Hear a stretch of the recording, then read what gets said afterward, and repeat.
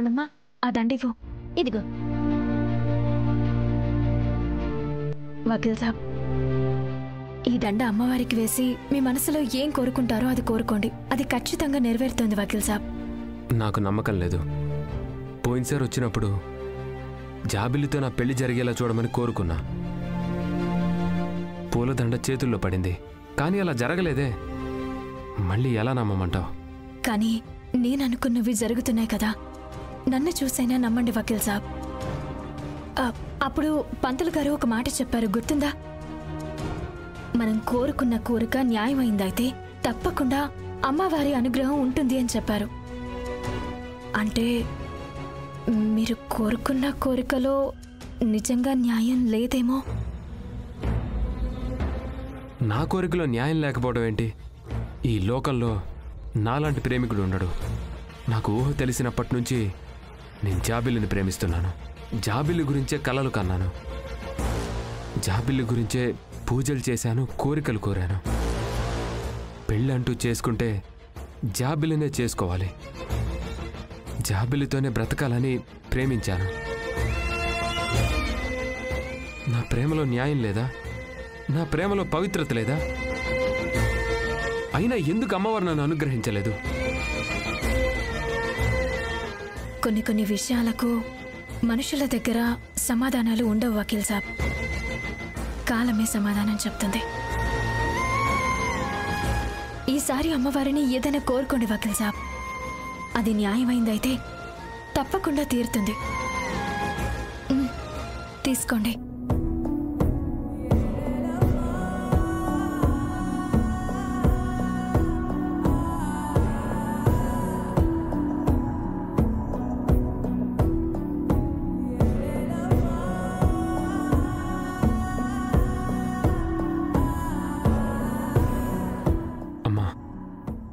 జీవితంలో ఉన్నది ఒకే ఒక్క కోరిక, జాబిల్లి. అదొక పీడకలలాగా మిగిల్చావు. కానీ అసలు నా మైండ్లో లేని పున్నమికి నా చేత తాలి కట్టించావు. ఇలా ఎందుకు చేసావో తెలుసుకోవడం తప్ప ఏ కోరిక లేదు. నా కోరిక తీరుస్తావా?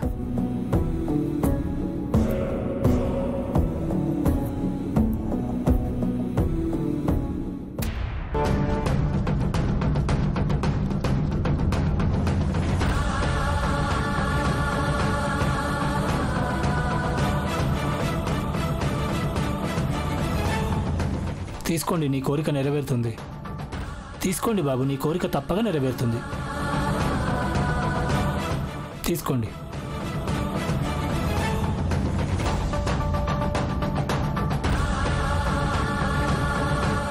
వకీల్ సాబ్, మీరేం కోరుకున్నారో తెలియదు, కానీ అమ్మవారు తప్పకుండా మీ కోరిక నెరవేరుస్తారు. అప్పుడు కూడా అదే అనుకున్నాను. చూడాలి ఈ అమ్మవారి మహిమేంటో.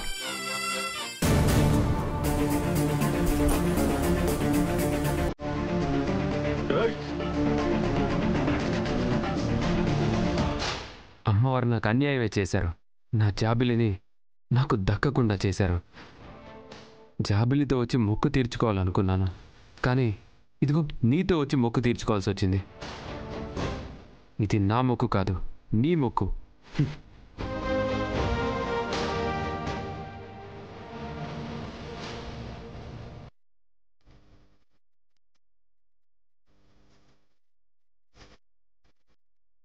అమ్మా, వకీల్ సాబ్ అలా అన్నాడని వకీల్ సాబ్ మీద కోపగించుకోకమ్మా.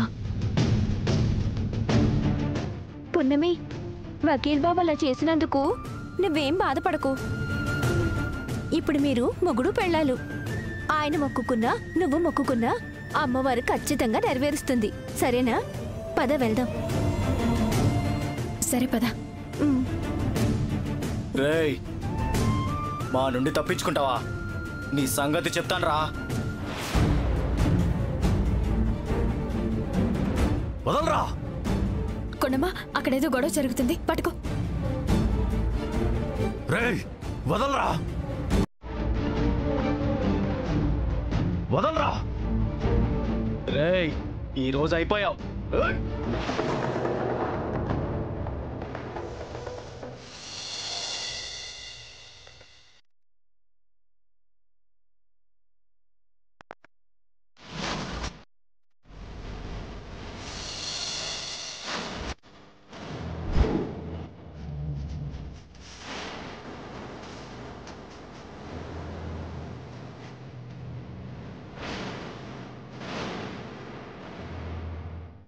రే మర్యాదగా ఆయన వదులు వదలు.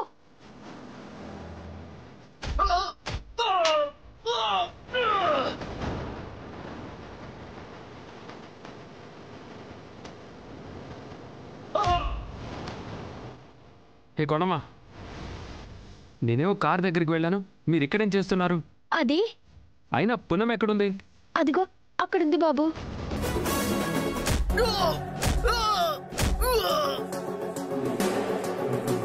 ఇక్కడ కూడా కుస్తీలు పడుతుందా?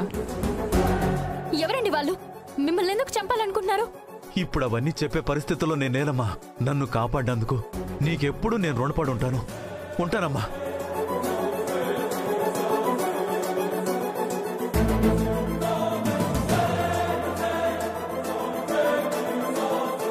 ఎవరికైనా సమస్య ఉంటే చాలు, ఈవిడ గారు వెళ్ళిపోయి అందులో తలదూరు చేస్తారు. పున్నమి, ఏంటి పునమి గొడవ అక్కడ? వకీల్ సాబ్, అది ఒక అతన్ని చంపబోతుంటే నేను వెళ్ళి. అంటే నువ్వు వెళ్ళి ఫస్ట్ ఎయిడ్ చేసి వచ్చావా? అదేంటో, ఎవడి ప్రాణం పోతున్నా వాడు నీకే కనిపిస్తాడు, నువ్వే వెళ్ళి కాపాడతావు. ఈ మంచితనానికి కొదవే లేదు.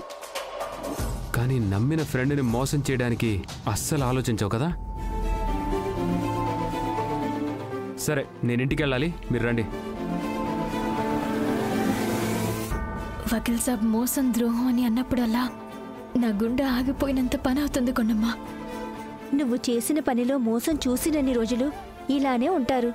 కానీ ఒకరోజు నిజం తెలుస్తుంది కదా, అప్పుడు ఈ మొత్తం కోపాన్ని ప్రేమగా చూపిస్తారు. అప్పుడు ఈ బాధ అంతా గాలి కొట్టుకుపోతుంది. సరేనా? పద వెళ్దాం.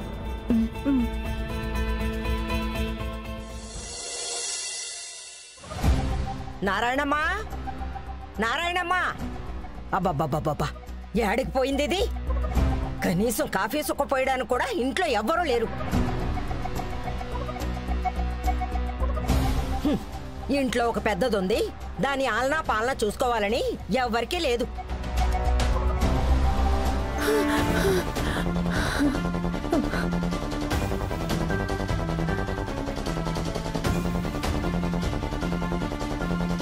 ఏమే, ఏడకపోయావే?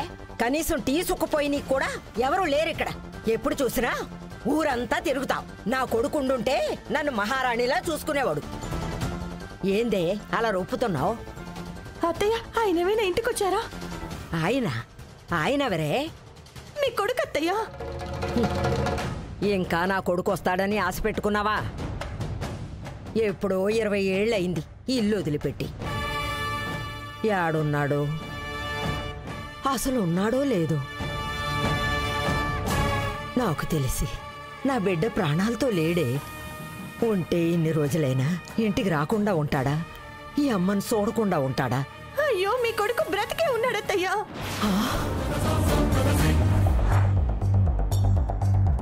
ఏందే నువ్వు చెప్పేది? అవునత్తయ్యా, ఆయన బ్రతికే ఉన్నారు.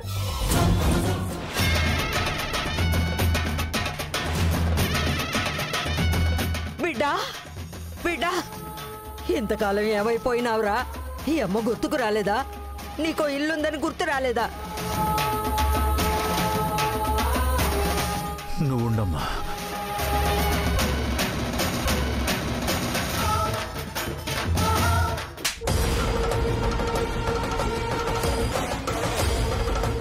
ఇంకేం కావాలి? 20 ఏళ్లుగా బందీగా ఉన్నాను.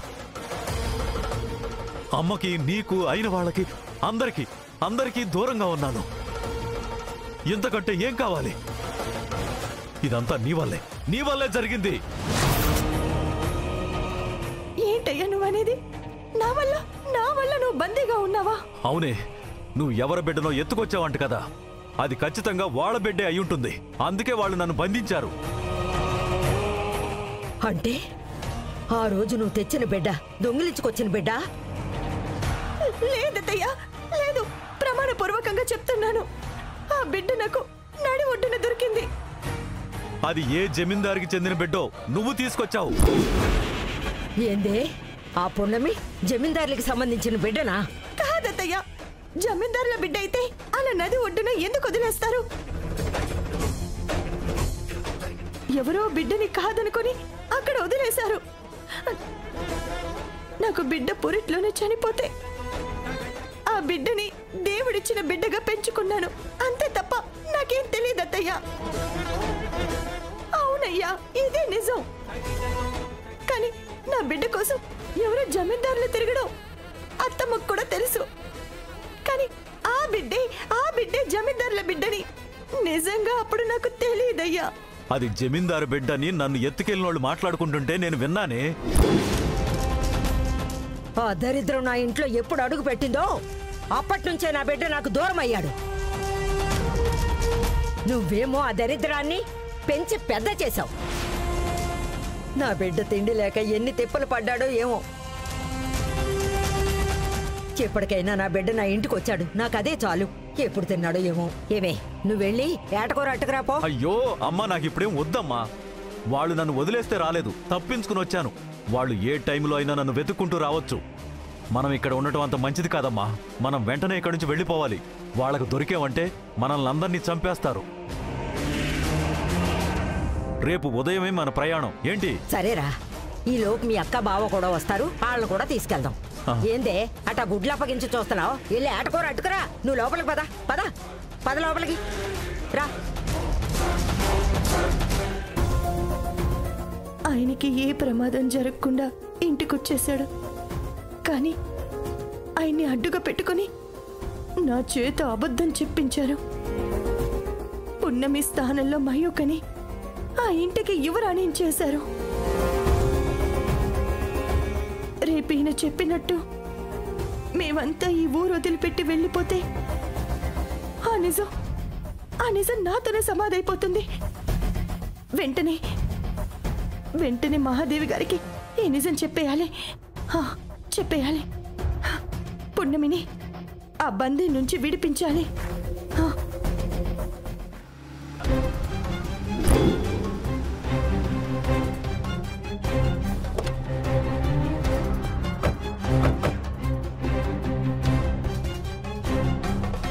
మీరు చెప్పినట్టే మీతో పాటు వచ్చి మొక్కు తీర్చుకున్నాను.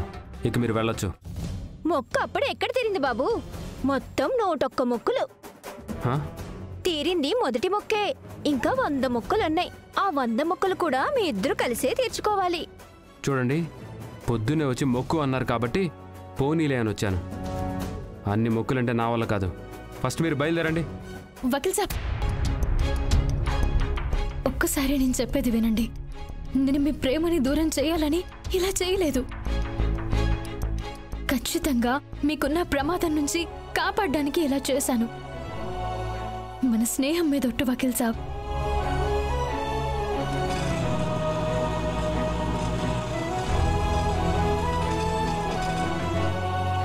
ఆ విషయం మీకు ఈ రోజు అర్థం కాకపోవచ్చు, కానీ ముందు ముందు మీకే అర్థమవుతుంది. చూడు పున్నమి, నువ్వు నా ప్రాణం కాపాడావనుకున్నాను. కానీ జాబిల్లు దూరం అవటం వల్ల నా ప్రాణం పోయినట్టుంది. ఇప్పుడు కూడా నేను బ్రతుకున్న శవాన్ని మాత్రమే. దయచేసి నన్ను విసిగించకుండా వెళ్ళు.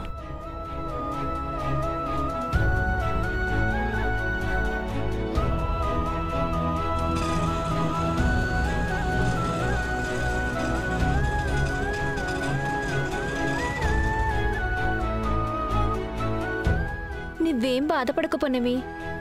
వకీల్ బాబుకి నిజం తెలిసినప్పుడు నిన్ను అర్థం చేసుకుంటాడు.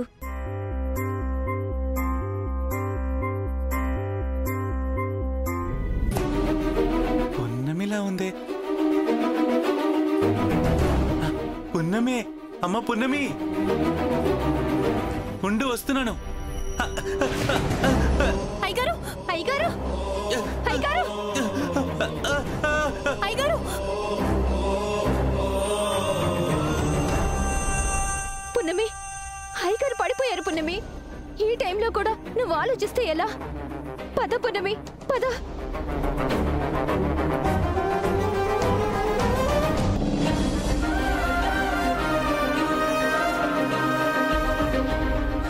అయ్యగారు, అయ్యగారు, అయ్యగారు, అయ్యగారు.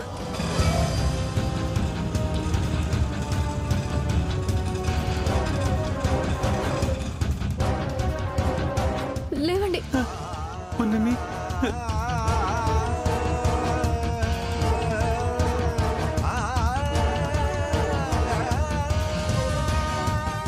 నువ్వు నాతో మాట్లాడకుండా వెళ్ళిపోతున్నావా?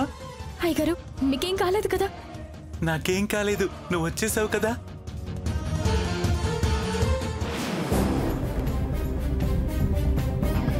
పున్నమి,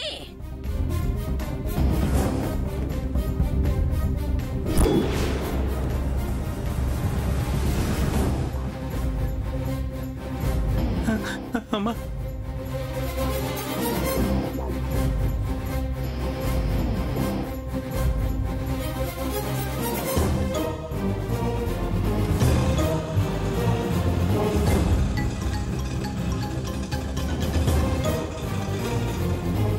మళ్ళీ ఏ మొహం పెట్టుకొని ఇంట్లో అడుగు పెట్టావు? ఒక్కసారి చెప్తే నీకు అర్థం కాదా? మళ్ళీ మళ్ళీ మళ్ళీ చెప్తూనే ఉండాలా? ఎందుకు పున్నమి, ఎందుకు నన్ను ఇలా బాధ పెడుతున్నావు? వెళ్ళు. నిన్ను అందరం కలిసి మళ్ళీ ఇంకొకసారి మెడపట్టి బయటికి గంటేయకముందే నీ అంతట నువ్వే వెళ్ళిపో. వెళ్ళు. తనెందుకమ్మా అలా అంటావు? పున్నమి రాబట్టే కదా నన్ను కాపాడింది. కాపాడిందా? ఏం జరిగింది?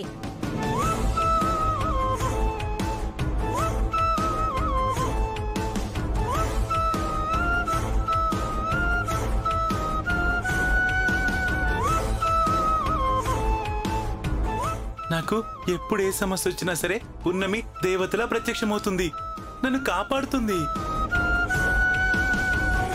పున్నమి, నీ రుణం ఎలా తీర్చుకోవాలి? మన జాబిలి చేసుకోవాల్సిన పృథ్వీని తను చేసుకుంది కదా, అలా మీ రుణం తీరిపోయిందిలేండి.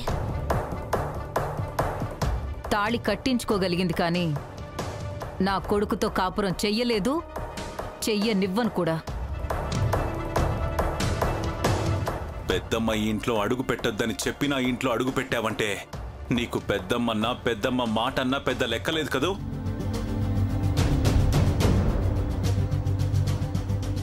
అలా ఏం కాదు. అయ్యగారు నన్ను చూసి నన్ను కలవడానికి వస్తున్నప్పుడు మెట్ల మీద నుంచి కాలు జారి కింద పడిపోయి స్పృహ కోల్పోయారు. అప్పుడు ఏం చేయాలో తెలియక గుమ్మం దాటి లోపలికి వచ్చానే తప్ప కావాలని నేను రాలేదు. ఏదైతేనే కారణం నువ్వే కదా. ఆపండి. జరిగిన ప్రమాదం గురించి ఎవ్వరికీ బాధ లేదు. ఆ ప్రమాదం గురించి పున్నమి బాధపడుతుంటే పున్నమి మీద అరుస్తారేంటి?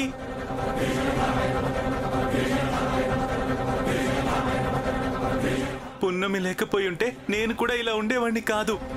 పున్నమి, ఇప్పటి వరకు నువ్వు నాకు చేసిన సహాయానికి నేను చాలా రుణపడిపోయి ఉన్నాను. కానీ నా మనవరాలు జాబిలికి చేసిన ద్రోహానికి నువ్వు ఈ ఇంట్లో ఉండే అర్హతను కోల్పోయావు. వెళ్ళు, వెళ్ళిపో ఇక్కడి నుంచి.